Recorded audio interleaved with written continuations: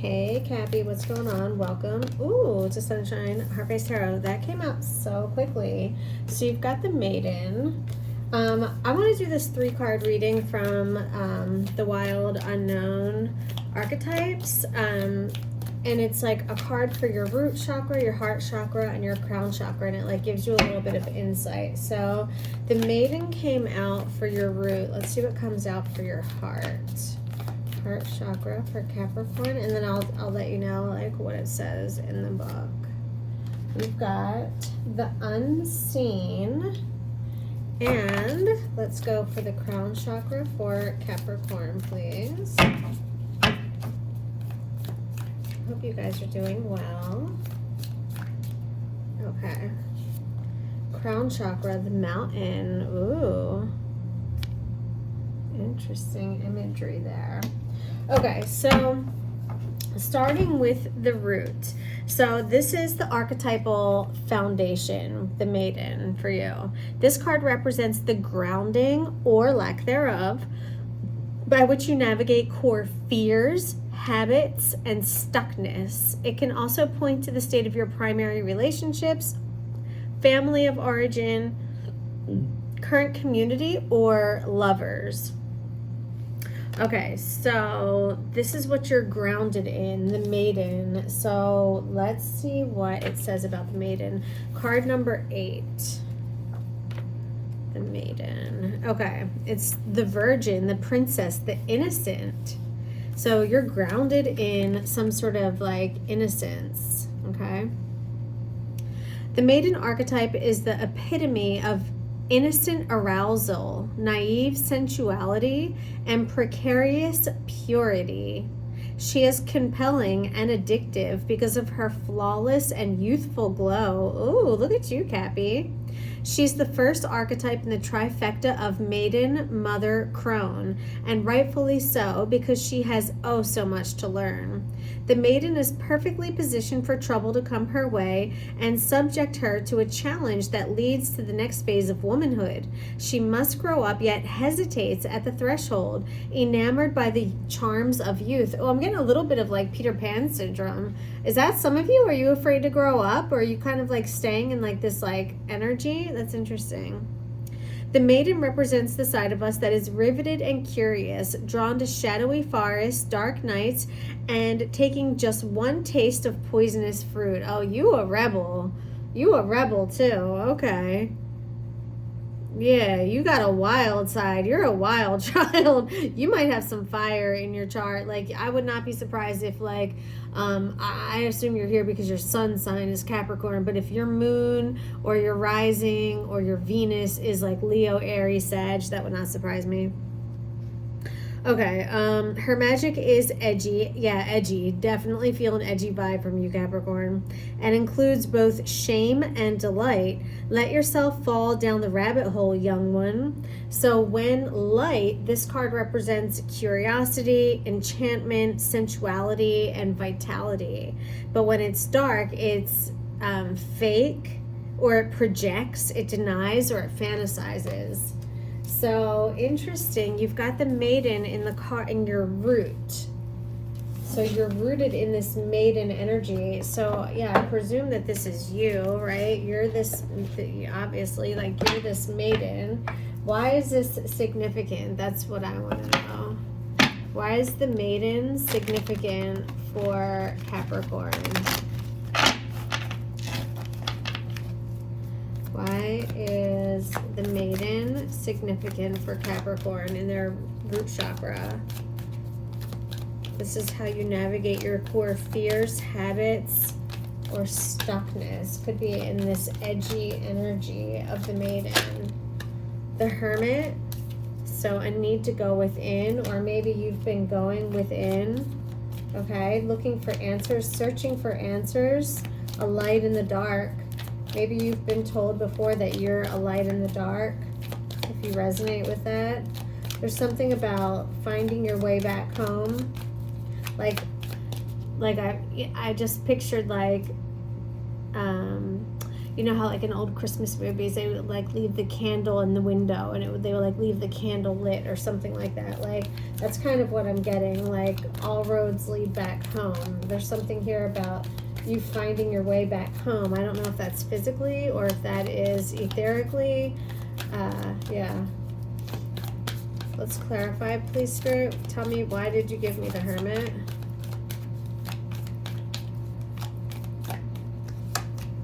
The Nine of Cups. This is your heart's desire, or do you just you might desire? You also might desire to spend time alone. I don't know what this has to do with the Maiden, but there's something that really lights you up, that makes you really happy. There, or you're finding something out. You've found something out in this young state, like maybe at a young age you went inside and you really spent a lot of time in this Hermit energy, this Virgo energy of Hermit, where you know, maybe you're a little bit of a loner and that's where you're happiest. Let's get another one, Spirit.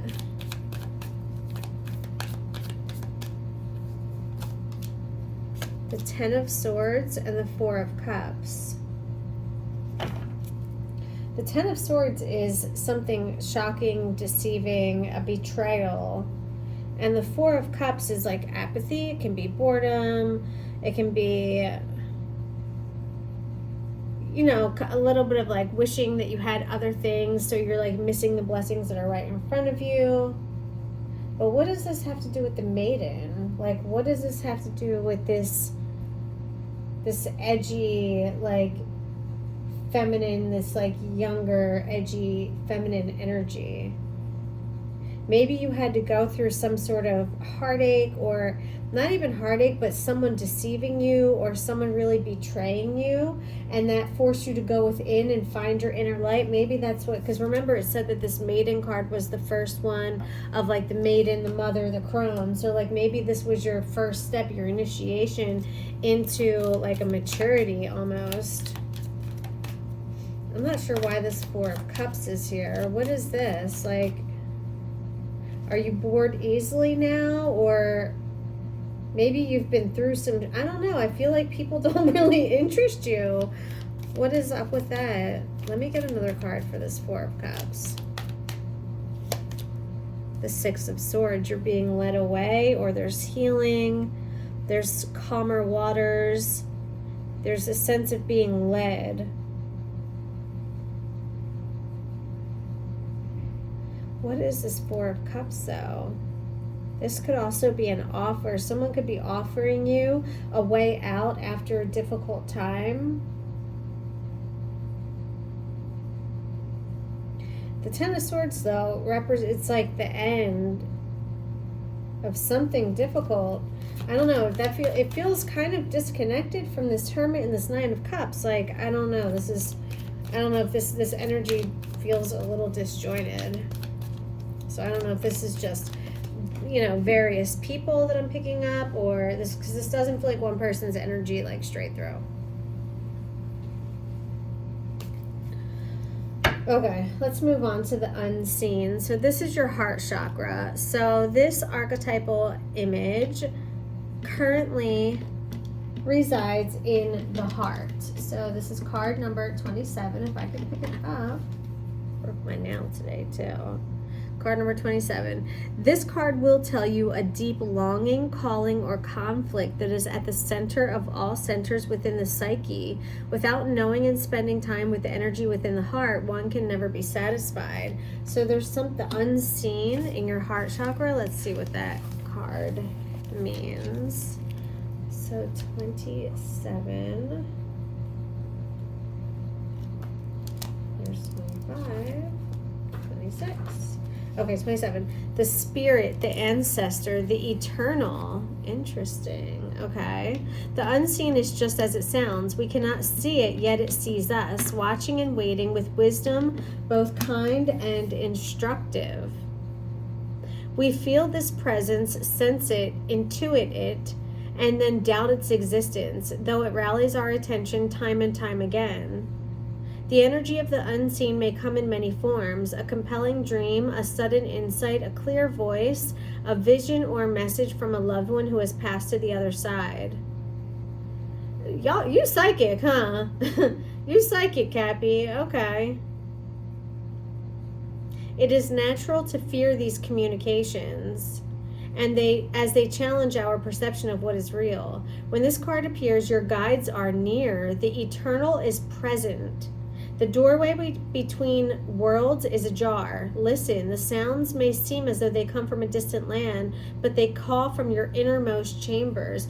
Definitely picking up High Priestess vibes in your heart chakra. So some of you, I don't know if you're in denial of this or what, but you are surrounded by angels, by loved ones. You probably have prophetic dreams. You probably have some clairs, like claircognizance or clairvoyance, or I don't know. You got something though, I'm telling you. Seven of Wands is in reverse. You could have been attacked like a lot of your life. You could have come under attack for your psychic powers, and maybe that's why you try to keep them hidden. Tell me more, Spirit. For Capricorn. Yeah, third eye for sure. Three of Pentacles and the Magician. Yeah. I mean, how much more of a mystical card can you get besides the Magician other than the High Priestess, which is what I was thinking, but there's... Okay, what are... You're manifesting something, working with someone, or creating something together with a group of people or with two other people.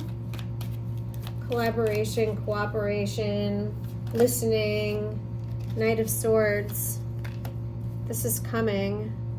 Your guides could be working on something behind the scenes to help with your money.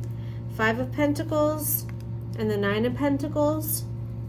To unlock the door to financial freedom. You could be manifesting this, and if you are, then your guides are with you. Yeah, the Five of Pentacles is here, showing that there's been a financial struggle. Knight of Swords is like, we're cooking, we're moving now. These manifestations, yeah, they're moving. Rapid movement, they're coming. Okay. But whatever this is, this working with someone else, it's going to make you financially independent. It's going to make you, I want to say wealthy. Honestly, that's the vibe I'm getting. But yeah, there's definitely been some hard times. Okay.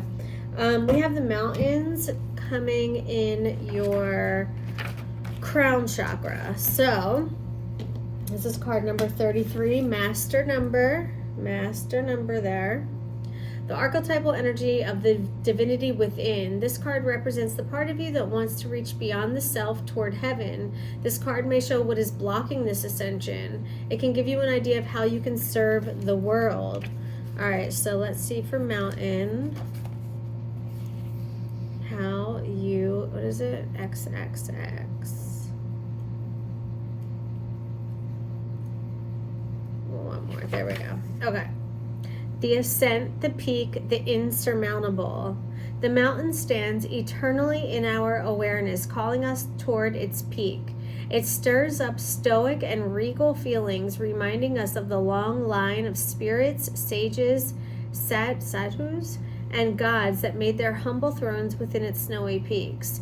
Beware, though, as the mountain can affect us in two ways. And it can inspire and enliven us to rise to new heights and peak experience, yet it can also create isolation, competitiveness, and an inflated sense of self. Standing upon its heights can activate the purist and the perfectionist in us, creating separation from those we deem to be below. No matter how high you ascend, remember that it is within the core of the mountain that the gems, minerals, and jewels reside. If you think it's all about going up, you're following the fool's path and missing the miner's magic.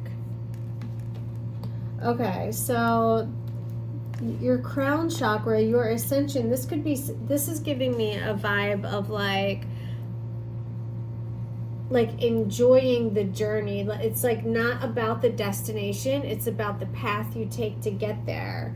Okay, so that could be like part of your karma or what you're here to learn, like is like to just slow down and enjoy things as they come and understand that it's all part of your story.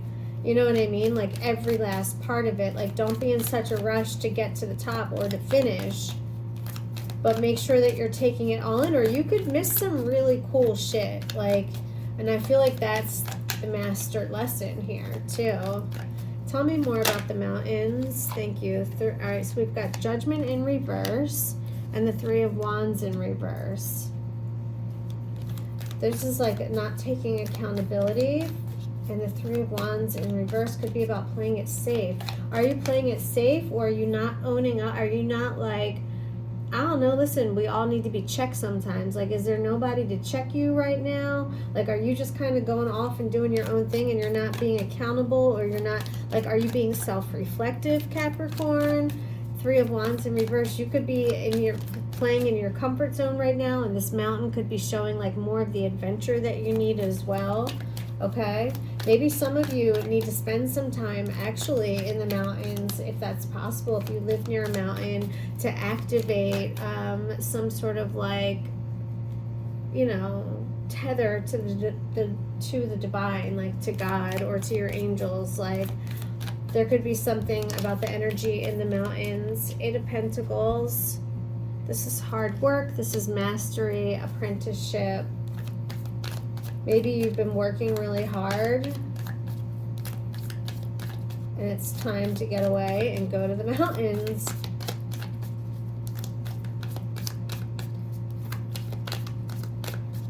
Okay. There's also, yeah, something about like, just like all work.